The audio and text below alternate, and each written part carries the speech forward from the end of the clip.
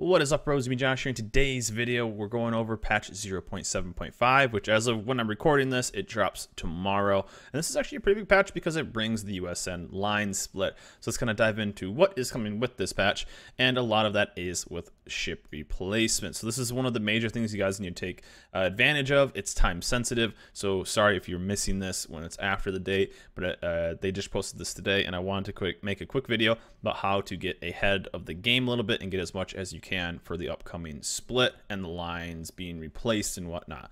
So actually with 7.5, it's not the entire line split, it is the movement of the larger caliber shells, which is going to be, there's basically a heavy and a light line of the USN cruisers, and this is going to be mainly the heavy version, the 203s, with the Cleveland becoming the first one in the light line, getting switched from tier 6 to tier 8. So a lot of shit. I won't go over everything. I'll leave a link down below to this patch. You can dive a little bit more into it, but it's mainly on the replacement and how to get the most credits and experience and all the bonuses for when they do switch. So as you know, originally it was Cleveland at tier 6, Pensacola at tier 7, New Orleans at tier 8, Baltimore at tier 9, and then of course Des Moines at tier 10.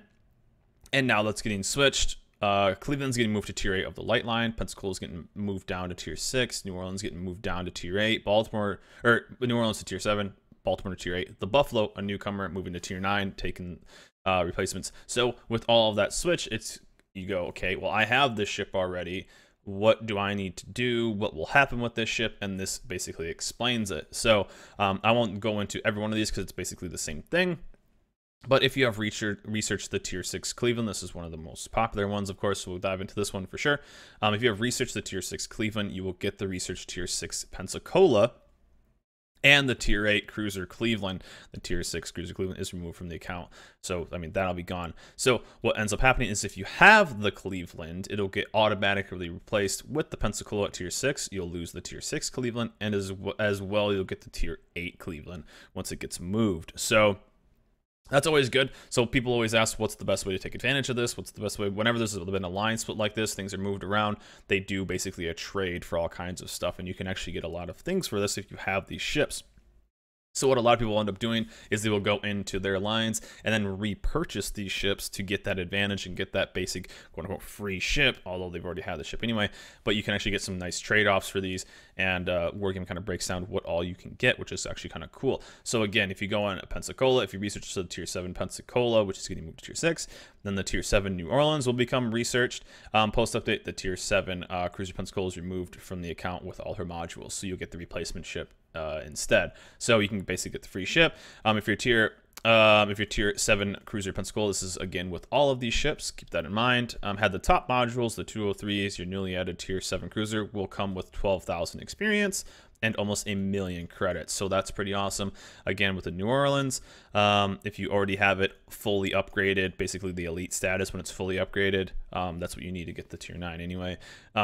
Your newly upgraded Baltimore will have 20,000 experience on it, as well as 1.6, and Baltimore again you'll have 27,000 with 2.4. Again with the Cleveland 2, you'll have a little bit more. So if you have the Cleveland, the current Pensacola, the current New Orleans, and the current Baltimore, just from there you can have a lot of credits. That's 2.4, 1.6, that's 4 million right there. There's another million right there, so you're looking at 5.5 mil just right there if you have these fully upgraded. Now they're going to cost a decent amount to get those anyway, but if you have them laying around, you're going to have that extra credits as long as they're fully upgraded. So that's pretty cool. Also, if the players earlier purchased the tier 6 Cleveland and the tier 7 Pensacola, then a bonus will be added to the account. So these are all awesome as well. If you have the Cleveland and the Pensacola, you get 3 million there, 6 million here for Pensacola and the New Orleans, and 9 million there. So that's pretty awesome. And then for permanent camo, so what do if I have the permanent camo? What Wargaming has done over time is they've added permanent camos into the game, which will make these ships, always if you like them. I like this idea. It's been a little tough, kind of side note, doing that with adding stuff like space camos and the Halloween camos, because they look so much kind of better, and the normal premium camos look kind of, I wouldn't quite say boring, but they're just very basic. So it's kind of hard. You know, everyone loved I think most people like the space camos. I think they look really good, but they had tier 10 premium camos anyway. that people had purchased before with now these new ones. So there's a little bit here and there, but if you do own these camos, so if a duplicate permanent camo for the tier 6 ship is added to the player's account, then duplicate will be refunded in the amount of 1.5 million. So if you have one, then you'll get it for the next one. So if you have all the permanent camos right here, thus, if by the moment of update 0.7.5 release, you have the Cleveland, the Pensacola, the New Orleans, the Baltimore, the current ones, with the top modules mounted and permanent camos purchased, you're probably not going to have these, the permanent camos on all of them. Maybe if you wanted to pick up some of them, but you could have all of these fully researched. But if you do have the permanent camos, that's pretty cool. You will get the resultant transfers of the ships within the tech tree will be equal to almost 32 million credits. That's a tier 10 ship right there. So that's pretty cool. So wanted to kind of do a quick little video on this. It's not gonna be the whole video, but I will add a link down below. You can go a lot more in depth in this. Basically, if you have the ship fully upgraded, you're gonna get that ship wherever it's moved to, and then credits with it. So that's pretty awesome. New collection and campaigns. These are awesome. I love these. I love campaigns. In collections, they give me something to do. And we get to start working for William Halsey, which you'll get after 5 of them. So it's pretty awesome. What does he come with?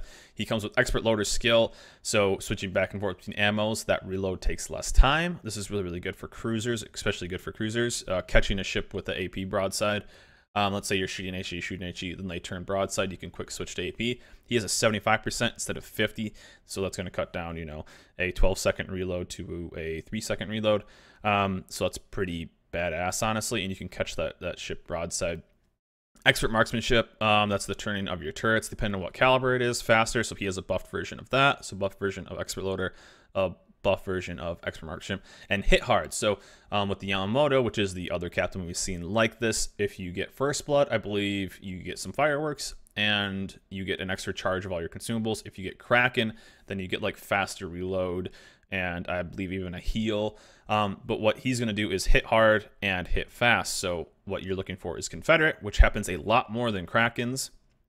I think I'm right about 10% of my games are with Confederate achievements. So you get a buff to your maximum battery, or your main battery loading time, servicing aircraft, and then reload to torpedoes. So instantly right here, I'm looking at these, 20% the main battery load and torpedoes. So I'm thinking destroyer captain. I really thinking destroyer captain. Confederates are pretty easy to farm. I would say easy, but easier to farm as a cruiser player, just because of how HE works. So you could get a lot of those with that. So he's gonna make a great anything captain, but I'm really looking at this as a destroyer captain because of hit fast. Now I have about 1% of my games with double strikes, so they do happen. They don't happen all the time, but one of your best bets to have this happen is obviously an aircraft carrier, because you can kind of prime them up. But destroyers, so launching on a well-timed torpedo salvo, multiples with a maybe even shooting with guns kind of thing, negative 10% to standard detectability. So that's before the detectability module, before concealment expert, before camos. So I think like the gearing's right around 7 point something, right around there, detectability for standard. And so you'll be able to drop the detectability from a gearing from 5.9-ish all the way down to 5.1, 5.2. So that's pretty strong for, you'll be down there almost in the tier 4 Tachibana level detectability. So you'll be really low. So that's pretty awesome. This could be extremely good, even if it happens very seldomly. So I think I had almost about the same amount of double strikes as I did Krakens. And the one thing about this is apparently it does stack. So if you somehow go crazy and get multiple double strikes, I believe this is going to continue to stack. So that's what, at least what we talked about a little bit in the CC Discord. So I'm not sure if that's exactly true, but that'd be pretty nuts. Getting 3 double strikes, which has probably never happened, but getting down to like a 3-point-something kilometer detection is pretty nuts. So that's pretty cool. But with the collections, though, we've kind of gone over this in the recent video. Per normal collections, you'll get crates as you're going through missions, and for the campaign, you'll get boxes, which will then open up stuff for these, and you'll be collecting all kinds of stuff. Basically what it's going to do is it's going to add a second flag to all these ships, which is awesome. We've seen that on the IGN line, and then additional colors for the camos as you continue to go. and then continue to unlock some other cool surprise or prizes as you go. So one thing that they've added now, which is pretty cool, is if you are working on other stuff, you can continue to either collect or not collect this, which is pretty nice. That's something we hadn't seen before. There's a lot of collections. This is going to be a permanent collection, so it's going to be going on for a long time. So if you don't want to collect these anymore, you want to work on something else, you can then do that, because you'll continue to get a random chance of getting these through normal crates. So if you don't want to collect this or collect them, you can turn that on, turn that off, because there's a German one still going on. So all types of stuff, and then the future ones as well. So we're also seeing the spotting, the first spotting mechanic. So this could be an overall massive change to how experience works for destroyers. So seeing a spotter and seeing CV, potentially the frameworks of the CV rework is right here, with actually spotting, getting more of that support role, but helping destroyers and even just other ships in general get a little bit more XP. I'm excited to see how much experience you get from this. So you'll actually get a ribbon for spotting, and this is spotting the target for the first time, or if it's been undetected for 90 seconds. Also, a small little update is AP and HE bombs. We're seeing those more and more, especially on the USN lines. You'll be able to tell just from the emblem what type of bomb it is. So you can prepare either for a butt pucker on a German battleship of the AP bomb that you're probably going to get one shot, or if you're just going to get ready to repair some fires with the HE. Also, Yamamoto is getting some buffs of expert marksmanship and preventive maintenance to kind of apparently get him on the same level as as the new USN captain, because he already has these as well, so he's going to be on the same level. Yeah, I almost said Halsey. I should have said that. But we're gonna see a buff to him. There's a new collaboration for Azure Lane, so if you're a fan of the animes, there you go. We got another partnership for that. Hooray! Lots of audio improvements are coming, and some content changes as well. The Cron set will be able to be purchased for 750k free XP. So right there with what the other ones have been, just like the Missouri and the Musashi. So there you go, first cruiser. There you go. Go and get it if you want. It's a fun ship. You'll enjoy it. I guarantee it. And then some other fixes, improvements as you go through. Again, I'll put a link down below so you guys can dive a little bit more into this. But the main thing is the time-sensitive stuff of getting as many bonuses as you can and as many credits as you can if you have these ships for the upcoming switch. So it's not going to be the entire split. It's just going to be the change to the heavy line. And then the first one, the Cleveland, becoming part of the light line. So we'll see the light lines at some point down the road. But with 7.5, we're only going to see the main switch of these ships. So just want to make a quick video, guys, going over the 7.5 changes and the 7.5 patch, which will drop tomorrow, and just letting you guys know what's going to happen with this. But anyways, good luck out there, guys. Hope you guys are enjoying it. If you're still playing ranked, good luck out there, hopefully with the rest of your season, and hope this video helps you guys just figure out what's going on. But anyways, hope you guys enjoyed this video. Remember to like and subscribe, and I'll see you guys next time.